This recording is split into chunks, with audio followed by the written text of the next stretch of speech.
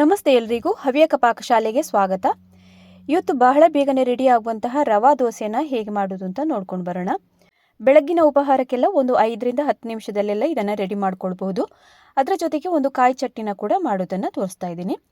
ಇಲ್ಲಿ ಮೊದಲಿಗೆ ಈಗ ನಾವೆಲ್ಲ ರೆಡಿ ಮಾಡ್ಕೊಳ್ಳೋಣ. ಇದಕ್ಕೆ ಬೇಕಾಗುವಂತಹ ಸಾಮಗ್ರಿಗಳನ್ನೆಲ್ಲ ನಾನಿಲ್ಲಿ 2 ಈರುಳ್ಳಿಯನ್ನು ಮೀಡಿಯಂ ಸೈಜ್ ಇದನ್ನು ತಗೊಂಡಿದ್ದೀನಿ. ಆಮೇಲೆ ಒಂದು ಸ್ವಲ್ಪ ಶುಂಠಿ, ಕರಿಬೇವಿನ ಸೊಪ್ಪು, ಆಮೇಲಿಂದ ಹಸಿಮೆಣಸಿನಕಾಯನ್ನು ತಗೊಂಡಿದ್ದೀನಿ. ಸ್ವಲ್ಪ ಜೀರಿಗೆ ಇದೆ, ಮತ್ತು ರುಚಿಗೆ ಬೇಕಿರುವಷ್ಟು ಉಪ್ಪು, ಆಮೇಲಿಂದ ಲಾಸ್ಟಲ್ಲಿ ಕಾಳು ಮೆಣಸಿನ ಪುಡಿಯನ್ನು ಕೂಡ ತಗೊಂಡಿದ್ದೀನಿ. ಇವಿಷ್ಟನ್ನು ರೆಡಿ ಮಾಡ್ಕೊಳ್ಳೋಣ. ಇನ್ನೊಂದು ಪಾತ್ರೆಯನ್ನು ತಗೊಂಡು ಅದಕ್ಕೆ ಚಿರೋಟಿ ರವಾನ 1 ಕಪ್ ಆಗುವಷ್ಟು ಹಾಕ್ಕೊಂಡಿದ್ದೀನಿ. ಚಿರೋಟಿ ರವಾದ ಬದಲಿಗೆ ನೀವು ಬಾಂಬೆ ರವಾನಾದರೂ ಉಪಯೋಗಿಸ್ಬೋದು ಇದಕ್ಕೆ. ಆಮೇಲಿಂದ 1 ಕಪ್ ಆಗುವಷ್ಟು ಅಕ್ಕಿ ಹಿಟ್ಟನ್ನು ಕೂಡ ಹಾಕ್ಕೊಳ್ತಾ ಇದ್ದೀನಿ. ಇನ್ನು ಅದರ ಮೇಲಿಂದ 2 ಸ್ಪೂನ್ ಆಗುವಷ್ಟು ಮೈದಾ ಹಿಟ್ಟನ್ನು ಹಾಕ್ಕೊಂಡಿದ್ದೀನಿ. ನೀವು ಬೇಕಾದರೆ ಮೈದಾ ಹಿಟ್ಟಿನ ಜಾಗದಲ್ಲಿ ಗೋಧಿ ಹಿಟ್ಟನ್ನು ಕೂಡ ಬಳಸ್ಬೋದು. ಅದರ ನಂತರ ಇನ್ನೀಗ 1 ಸ್ಪೂನ್ ಆಗುವಷ್ಟು ಜೀರಿಗೆಯನ್ನು ಹಾಕ್ಕೊಂಡಿದ್ದೀನಿ. ಆಮೇಲಿಂದ 1 ಸ್ಪೂನ್ ಆಗುವಷ್ಟು ಕಾಳು ಮೆಣಸಿನ ಪುಡಿ ಮತ್ತು ರುಚಿಗೆ ತಕ್ಕಷ್ಟು ಉಪ್ಪನ್ನು ಕೂಡ ಹಾಕ್ಕೊಂಡಿದ್ದೀನಿ. ಇನ್ನು ಆಗಲೇ ನಾನು ಸಣ್ಣಕ್ಕೆ ಹೆಚ್ಚಿಟ್ಟಂತಹ ಹಸಿಮೆಣಸಿನಕಾಯಿಯನ್ನು ತಗೊಂಡಿದ್ದೀನಿ. ನಿಮಗೆ ಖಾರಕ್ಕೆ ಎಷ್ಟು ಬೇಕೋ ಅಷ್ಟು ನೋಡಿಕೊಂಡು ಹಾಕ್ಕೊಳ್ಬೋದು. ಆಮೇಲೆ ಸಣ್ಣಕ್ಕೆ ಹೆಚ್ಚಿದಂತಹ ಹಸಿ ಶುಂಠಿಯನ್ನು ಕೂಡ ಜೊತೆಗೇ ಹಾಕ್ತಾಯಿದ್ದೀನಿ. ಆಮೇಲಿಂದ ಕರಿಬೇವಿನ ಸೊಪ್ಪನ್ನು ಕೂಡ ಸಣ್ಣಕ್ಕೆ ಹೆಚ್ಚಿದ್ದನ್ನು ಹಾಕ್ತಾಯಿದ್ದೀನಿ. ಅದರ ಮೇಲಿಂದ ಕೊತ್ತಂಬರಿ ಸೊಪ್ಪನ್ನು ಸಣ್ಣಕ್ಕೆ ಹೆಚ್ಚಿರುವುದನ್ನು ಹಾಕಿದ್ದೀನಿ. ಆಮೇಲೆ ಮೀಡಿಯಂ ಸೈಜ್ ಇದು 2 ಈರುಳ್ಳಿಯನ್ನು ತೊಗೊಂಡಿದ್ದೆ. ಅದರಲ್ಲಿ ನಿಮಗೆ ಬೇಕಾದಷ್ಟು ಈರುಳ್ಳಿಯನ್ನು ಇದಕ್ಕೆ ಹಾಕ್ಕೊಂಡು ಮಿಕ್ಸ್ ಮಾಡ್ತಾಯಿದ್ದೀನಿ. ನಾನಲ್ಲಿ ಸಾಮಾನ್ಯ 1.5 ಈರುಳ್ಳಿ ಅಂತ ಹೇಳ್ಬೋದು, ಅಷ್ಟನ್ನು ಹಾಕ್ಕೊಂಡು ಚೆನ್ನಾಗೊಮ್ಮೆ ಮಿಕ್ಸ್ ಮಾಡ್ಕೊಳ್ಳೋಣ. ಸರಿ ಮಿಕ್ಸ್ ಮಾಡಿ ಆದ ನಂತರ ನಾವಿನ್ನು ಇದಕ್ಕೆ ನೀರನ್ನು ಹಾಕ್ಕೊಳ್ಬೇಕಾಗತ್ತೆ. ಯಾವ ಕಪ್ಪಳತೆಯಲ್ಲಿ ನಾವು ರವೆಯನ್ನು ತಗೊಂಡಿರ್ತೀವಿ ನೋಡಿ, ಅದಕ್ಕೆ ಸರಿಯಾಗಿ ಅದೇ ಕಪ್ಪಿನಿಂದ 4 ಕಪ್ ಆಗುವಷ್ಟು ನಾನು ನೀರನ್ನು ಹಾಕ್ಕೊಂಡಿದ್ದೀನಿ. ಇನ್ನೀಗ ಚೆನ್ನಾಗಿ ಮಿಕ್ಸ್ ಮಾಡಿ ಆದ ನಂತರ ನೆನೆಯೋದಕ್ಕೆ ಬಿಡ್ತೀನಿ. ಒಂದು 10 ನಿಮಿಷ ಎಲ್ಲ ಹಾಗೇ ಬಿಟ್ಟರೆ ಚೆನ್ನಾಗಿ ನೆನೆಯುತ್ತೆ ಇದು. ಅದು ನೆನೆಯೋಷ್ಟು ಹೊತ್ತಲ್ಲಿ ನಾವೀಗ ಒಂದು ಚಟ್ನಿಯನ್ನು ಮಾಡ್ಕೊಂಡು ಬರೋಣ. ಕಾಯಿ ಚಟ್ನಿಯನ್ನು ಹೇಗೆ ಮಾಡೋದು ಅಂತ ನೋಡೋಣ. ಕಾಯಿ ಚಟ್ನಿನ ಮಾಡ್ಕೊಳ್ಳೋದಕ್ಕೆ ತೆಂಗಿನ ತುರಿನ ತಗೊಂಡಿದ್ದೀನಿ. ಇಲ್ಲಿ 1 ಕಪ್ ಆಗುವಷ್ಟು ತೆಂಗಿನ ತುರಿಗೆ ಸ್ವಲ್ಪ ಅಷ್ಟೇ ಹುರಿಗಡಲೆ ಬೀಜನ ಹಾಕ್ಕೊಂಡಿದ್ದೀನಿ. ಆಮೇಲಿಂದ ಖಾರಕ್ಕೆ ನಿಮಗೆ ಎಷ್ಟು ಬೇಕೋ ಅಷ್ಟು ಮೆಣಸು, ಆಮೇಲಿಂದ ಸ್ವಲ್ಪ ಹುಣಸೆ ಹಣ್ಣನ್ನು ಹಾಕ್ಕೊಂಡಿದ್ದೀನಿ. ರುಬ್ಬೋದಕ್ಕೆ ಸ್ವಲ್ಪ ನೀರನ್ನು ಕೂಡ ಹಾಕ್ಕೊಂಡು ನುಣ್ಣಗೆ ರುಬ್ಕೊಂಡು ತರೋಣ. ಈಗ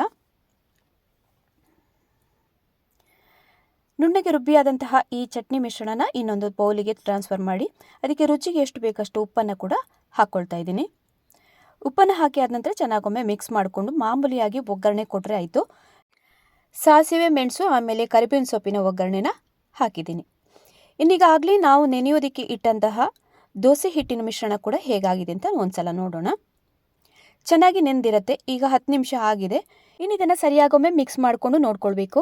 ನೀರೆಲ್ಲ ಎಕ್ಸ್ಟ್ರಾ ನಿಮಗೆ ಬೇಕು ಅಂತಂದರೆ ಮೇಲಿಂದ ಹಾಕ್ಕೊಳ್ಬೋದು, ಗಟ್ಟಿ ಅನಿಸಿದರೆ. ಉಪ್ಪು ಕೂಡ ಹಾಗೆಯೇ ನೋಡಿಕೊಂಡು ಹಾಕ್ಕೊಳ್ಬೋದು ಈ ಹಂತದಲ್ಲಿ. ಇನ್ನು ಈ ದೋಸೆಯನ್ನು ಮಾಡ್ಕೊಳ್ಳೋದಕ್ಕೆ ಕಬ್ಬಿಣದ ಕಾವಲಿಗೆ ಇದ್ದರೆ ಬಹಳನೇ ಒಳ್ಳೆಯದು, ಚೆನ್ನಾಗಿ ಎದ್ಕೊಂಡು ಬರುತ್ತೆ ಅದರಲ್ಲಿ.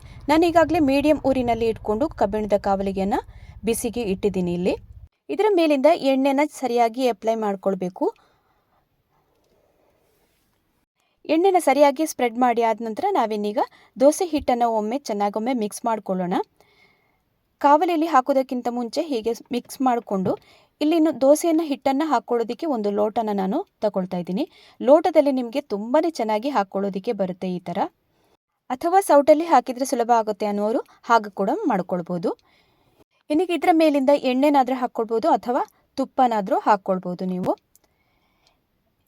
ಈಗ ಒಂದು 5 ನಿಮಿಷ ಎಲ್ಲ ಮೀಡಿಯಂ ಊರಿನಲ್ಲಿ ಇಟ್ಕೊಂಡು ಆರೋದಕ್ಕೆ ಬಿಟ್ಟಿದ್ದೆ. ಇನ್ನು ಚೆನ್ನಾಗಿ ಎದ್ದುಕೊಂಡು ಬರುತ್ತೆ ನೋಡಿ. ಸುತ್ತಲೆಲ್ಲ ಬಿಡಿಸ್ಕೊಳ್ಬೇಕು ಒಂದ್ಸಲ. ಆಮೇಲಿಂದ ನಾವಿದನ್ನು ಎಬ್ಬಿಸ್ಬೋದು ಸುಲಭವಾಗಿ. ಇನ್ನೂ ಸ್ವಲ್ಪ ಜಾಸ್ತಿ ಆರಬೇಕು ಅಂತಂದರೆ ಒಂದು 5 ನಿಮಿಷ ಎಲ್ಲ ಹಾಗೆಯೇ ರೋಸ್ಟ್ ಹಾಕೋದಕ್ಕೆ ಬಿಡ್ಬೋದು. ಕಡಿಮೆ ಉರಿಯಲ್ಲಿ ಇಟ್ಕೊಳ್ಬೇಕು ಆವಾಗ ಮಾತ್ರ. ಆಗ ಇನ್ನೂ ಚೆನ್ನಾಗಿ ಎದ್ದುಕೊಂಡು ಬರುತ್ತೆ. ಇನ್ನು 2ನೇ ದೋಸೆಯನ್ನು ಕೂಡ ಅದೇ ಥರನೇ ನಾನು ಹಾಕ್ತಾ ಇದ್ದೀನಿ. ಲೋಟದಲ್ಲೇ ಹಿಟ್ಟನ್ನು ಹಾಕ್ಕೊಂಡು ನೋಡಿ, ಈ ಥರ ಸ್ಪ್ರೆಡ್ ಮಾಡೋದಕ್ಕೆ ತುಂಬಾ ಸುಲಭವಾಗಿ ಆಗುತ್ತೆ. ಸೌಟಲ್ಲಿ ಆದರೆ ಸ್ವಲ್ಪ ಆಚೆ ಈಚೆ ಎಲ್ಲ ಆದರೆ ಹಿಟ್ಟು ಹೊರಗಡೆ ಎಲ್ಲ ಚೆಲ್ಲೋಗುತ್ತೆ. ಅದಕ್ಕೆ ಲೋಟದಲ್ಲಿ ನೋಡಿ ಈ ಥರ ಸುಲಭವಾಗಿ ಹಾಕ್ಕೊಳ್ಬೋದು.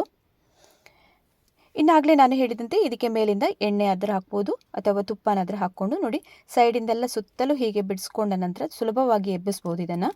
ಇನ್ನು ದಿಢೀರಾಗಿ 10 ನಿಮಿಷಕ್ಕೆಲ್ಲ ಈ ದೋಸೆಯನ್ನು ರೆಡಿ ಮಾಡ್ಕೊಳ್ಬೋದು. ತುಂಬಾ ಸುಲಭ. ನೀರು ದೋಸೆ ಎಲ್ಲ ಯಾವ ಥರ ಮಾಡ್ತೀವಲ್ಲ ಅದೇ ಥರ ಮೆಥಡಿಂದ ಇದನ್ನು ಮಾಡ್ಕೊಳ್ಬೋದು.